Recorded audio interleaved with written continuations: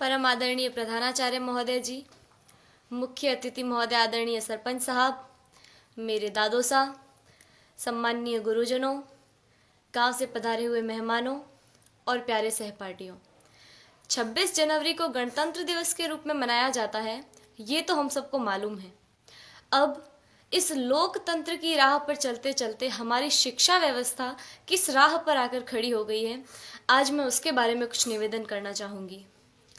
हमारे देश में दो तरह की शिक्षा व्यवस्थाएं चल रही हैं, अमीरों के लिए अलग, गरीबों के लिए अलग। अमीरों के लिए प्राइवेट स्कूल, गरीबों के लिए सरकारी स्कूल। मैंने कई बार देखा है, घर पर जब मेहमान आते हैं और पूछने पर हम ये बताते हैं कि सरकारी विद्यालय में पढ़ रहे हैं, तो उनके चेहरे का रिएक्शन, भाव एक अलग तरीके का हो जाता है। तब मुझे बड़ा दुख होता है। उन सभी लोगों से मैं ये निवेदन करना चाहूँगी कि आप बहुत बड़ी गलतफहमी में हैं, क्योंकि शिक्षा का जो स्रोत है, शिक्षा जहाँ से आती है वो आदरणीय शिक्षक है। शिक्षा ऊंची बिल्डिंगों से, बड़े बड़े गार्डन से, अच्छी बसों में सफ़र करने से या एसी रूमों से शिक्षा नहीं आती है। शिक्षा आती है शिक्षकों से, और वहाँ पढ़ा रहे सभी शिक्षक राजस्थान सरकार या किसी भी सरकार द्वारा आयोजित शिक्षकों को चयनित करने की परीक्षा में असफल रहे हुए लोग हैं, जिनको सरकार ने शिक्षक बनाने से इनकार कर दिया है। वो सभी लोग वहाँ पढ़ा रहे हैं। हमारा सौभाग्य है कि हम जिस विद्यालय में पढ़ रहे हैं, वहाँ के शिक्षक राजस्थान सरकार द्वारा आयोजित शिक्षकों को चयनित करने की परीक्षा, जिसमें लाखों लोग भाग लेते हैं, उन लाखों लोगों में से चुने हुए शिक्षक हैं, जिनको राजस्थान सरकार ने शिक्षक बनने के योग्य समझा है। हमारा सौभाग्य है कि हमें ऐसे ट्रेंड टीचर पढ़ा रहे हैं। मुझे गर्व है कि हम अच्छे हाथों में हैं।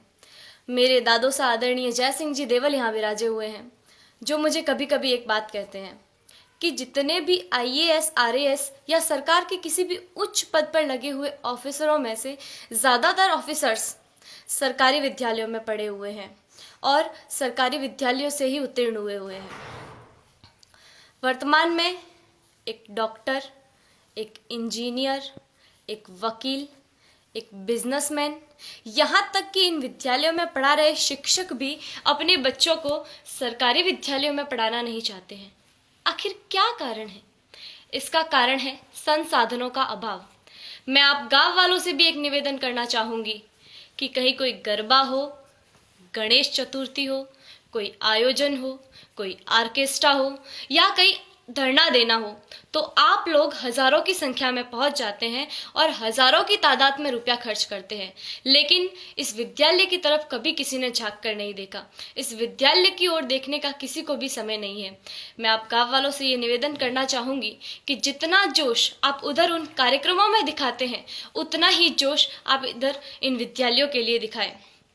भविष्य में संजोगवश हम सरकारी विद्यालयों में पढ़ रहे छात्रों में से कोई प्रधानमंत्री या और कुछ बन गया, तो सबसे पहले तो हम ये कोशिश करेंगे कि भारत की तमाम सरकारी स्कूलों को एक उच्च स्तर पर ले आए, ताकि वर्तमान भविष्य में भारत में एक ऐसा समय आए कि सभी बच्चे सरकारी विद्यालय में पढ़ रहे होंगे। मुझे जो कहना था वो कह दिया। मैंने जो कहा वो गलत है या सही, मुझे नहीं पता।